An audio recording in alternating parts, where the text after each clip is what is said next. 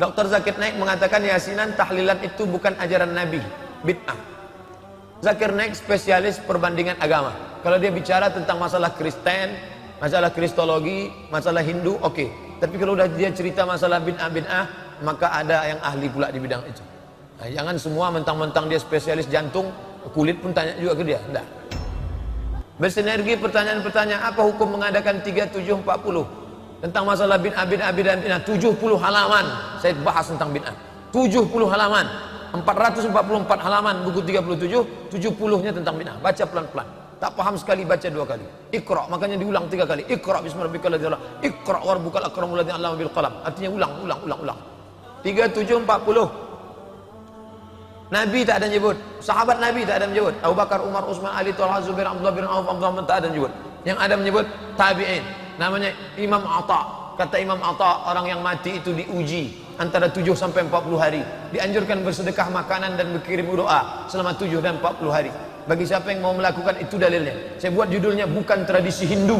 Karena ada mengatakan itu dari tradisi Hindu Bali. Bukan. Itu dari pendapat salaf. Salaf itu yang berbicara. Namanya Imam Atha. Diriwayatkan oleh Imam Ahmad bin Hanbal dalam kitab Az-Zuhdu. Baca dalam buku 37 masalah populer. Apa hukum wanita bersuara lemah gemulai? Haram. La taqda'na bil qaul. Janganlah kalian bersuara lemah gemulai, mendesah-desah, merayu-rayu. Yatma'alladzi fi qalbihi marad. Karena ada laki-laki yang dalam hatinya penyakit. Begitu dia mendengar suara itu, maka dia pun menjadi bersyahwat. Pulsa Anda 5.000 lagi. Bersyahwatnya dengar itu. Imam Syafi'i mengatakan amalan baca Quran itu tidak sampai pahalanya kepada si mayit. Dengar ya baik-baik ya. Wa qala Syafi'i. Syafi'i berkata, wal ashab. Ulama mazhab Syafi'i berkata, wa in khatimul Qur'ana fahuwa hasanun. Seandainya mereka bacakan sekhatam Quran, maka perbuatan itu baik. Seelok-eloknya kita bacakan sekhatam Quran, hadiahkan pahalanya untuk almarhum nenek, datuk, nenek, adik, segala macam. Yang ngomong begini siapa? Imam Nawawi. Makanya kalau baca fikih Syafi'i jangan dibaca menurut orang Hambali. Ini yang jadi masalah. Baca fikih Syafi'i tapi yang jelaskan orang Hambali. Belajarlah mazhab. Ya belajar mazhab tak pernah, tapi ngutip mazhab rajin. Kalau mau baca fikih Syafi'i, bacanya karya Nawawi. Karena Imam Nawawi meninggal 676, dialah yang merevisi semua. Qala kata sebulan, dirangkumnya semua. Baca kitabnya Raudhatut Talibin, baca kitabnya Al-Minhaj Syarah Sahih Muslim Ibnu Al-Hajjaj. Itu induk-induk mazhab Syafi'i. Saya ulang sekali lagi, apa kata Imam Nawawi?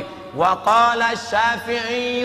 Syafi'i berkata, wal ashab, mazhab Syafi'i berkata, wa in khatimul Quran, kalau mereka khatamkan sekhatam Al-Quran, fahuwa hasanun, elok, mantap, rancak bana, very good. Beranikah mengatakan Imam Syafi'i Wahabi? Mau jebak saya, nggak ada berhasil. Kasihan deh lu. Seandainya saya katakan kayak kata Syafi'i tak sampai, oh kalau begitu Syafi'i Wahabi, saya pula mau dijebak, mana bisa. Dudukkan guru kalian itu sama saya. Diundang ke MUI sama Ustaz Mustafa Omar, tak mau datang. Pakai surat bagus-bagus, datanglah. Jangan murid-murid kalian aja berkicau di internet itu. Duduklah sama-sama di MUI. Tak mau datang.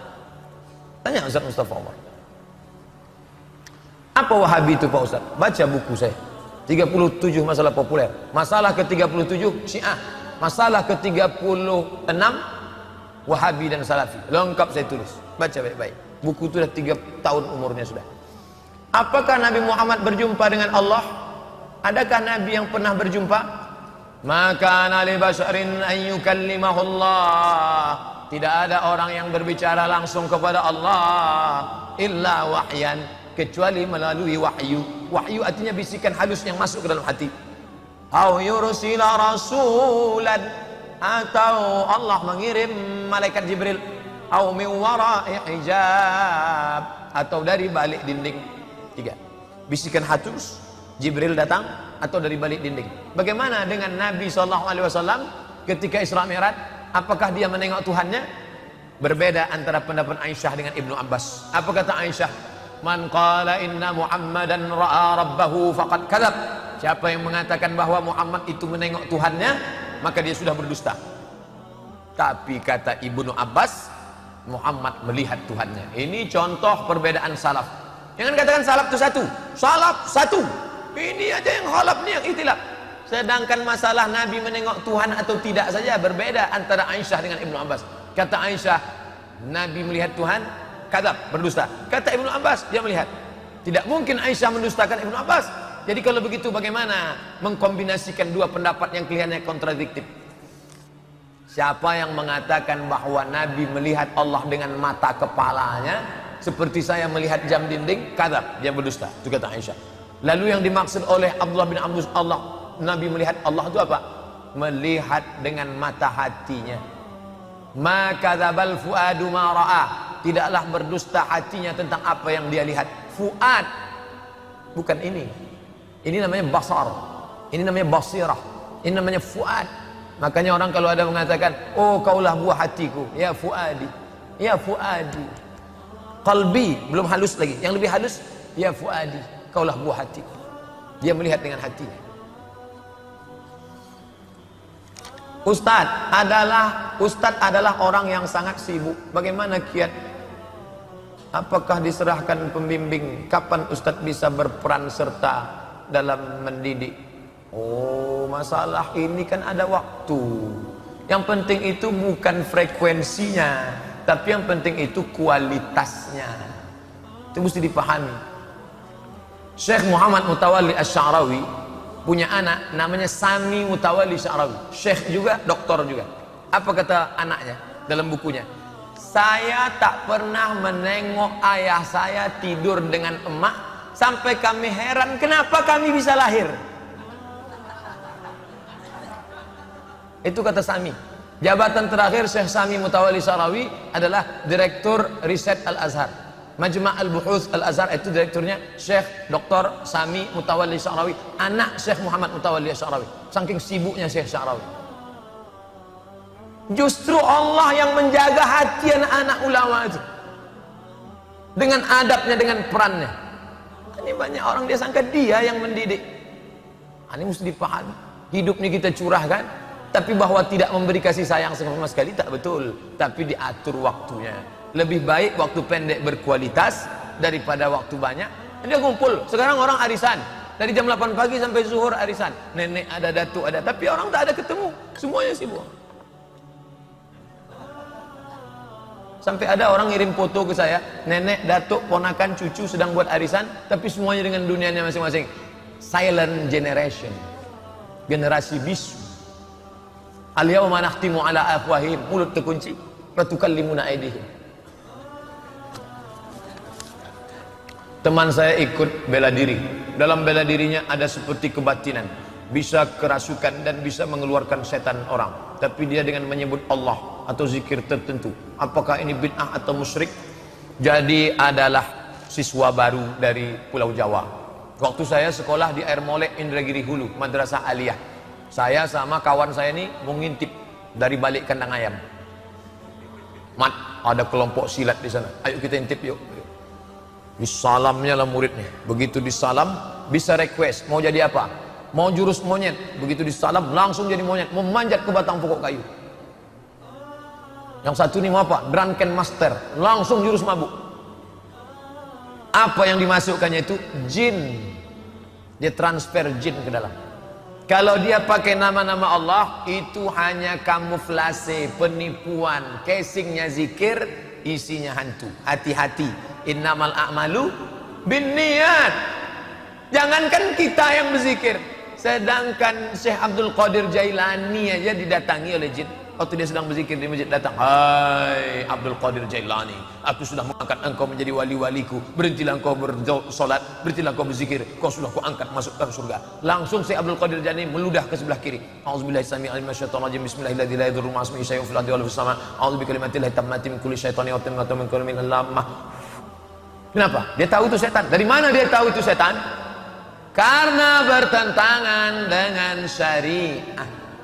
Asal bertentangan dengan syariat Islam, bertentangan dengan sunnah Rasulullah, maka dia setan. Ustadz, jadi bagaimana yang sudah pernah masuk ruqyah, segera ruqyah biar diusir itu hantu setan. Benarkah Rasulullah jika tidak berpuasa makannya hanya 2 kali sehari? Kapan saja waktu Rasulullah makan? Jamnya bagaimana Pak Ustaz? Rasulullah itu makan sebelum lapar, berhenti sebelum kenyang. Apa makanannya? Makanan Rasulullah itu korma. Karena makanan pokok orang Arab itu 4. Makanya bayar zakat fitrah dalam sunnah itu 4. Yang pertama tamrin, korma. Yang kedua qamhin, gandum. Yang ketiga zabib, kismis, anggur kering yang dijemur, kecil-kecil dijemur. Yang keempat aqid. Aqid itu susu kambing yang dijemur kering menjadi mentega. 4 itu makanan pokok Nabi SAW. Tapi ada lagi satu lagi namanya huzairah. Huzairah itu adalah daging yang dipotong halus-halus, dicincang, lalu dimasak dengan tepung. Nah, itu bos. Ada lagi sawik namanya, tepung gandum dengan daging. Itulah makanan Nabi Muhammad SAW. Yang penting Nabi itu makannya sedikit, sedangkan kita sikit-sikit makan. Sikit-sikit makan.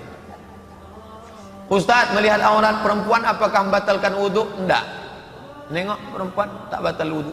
Apakah batal? Enggak. Tapi kalau sampai maaf cakap keluar mazinya, bersyahwat dia, maka batal wudhunya. Kalau cerita batal tak batal. Tapi kalau cerita masalah itu haram perbuatan zina, ya zina mata namanya. Mata zinanya memandang, otak zinanya menghayal, tangan zinanya memegang, kaki zinanya melangkah ke tempat maksiat, sedangkan hawa nafsu kemaluan memperturutkannya atau melawannya. Makanya begitu terlintas, ya Ali, wahai Sayyidina Ali, la tattabi'in nazratan nazrata. Jangan kau iringi satu pandangan dengan pandangan berikutnya. Jangan kau iringi satu pandangan, kau ikuti dengan pandangan berikutnya. Kenapa? Yang pertama itu untukmu, yang kedua itu bukan lagi untukmu. Artinya apa? Kalau sudah terpandang segera alih. Bukan setelah pandang jangan berkedip. Ustaz, seorang sahabat ketika mendapatkan kabar saudaranya meninggal langsung melaksanakan sholat 2 rakaat. Bolehkan kita sahabat mendapatkan kabar menyedihkan, kita melakukan sholat 2 rakaat? Ya. Apa niatnya? Sholat sunat hajat.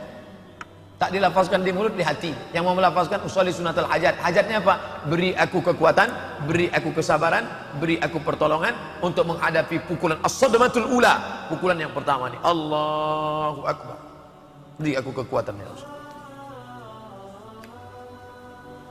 Apa dasar menjadikan pohon bidara untuk mengusir pohon bidara? Hadis. Pohon bidara yang digiling 7 tangkai, 7 daun digiling, masukkan ke dalam air, baru airnya itu bacakan untuk dimandikan. Itu dari hadis Nabi SAW. Namanya sidir, sin dal ra. Bagi yang mau mencarinya dalam kamus pencari hadis, sin dal ra, sidir. Pohon sidir namanya. Pohon bidara kata kita. Kalau mau mencari gambarnya di internet, sidir, enter, lalu dapat. Sudah ada dijual. Kemarin Ustadz Iskandar Arnel mengatakan ada yang jual 150.000 satu.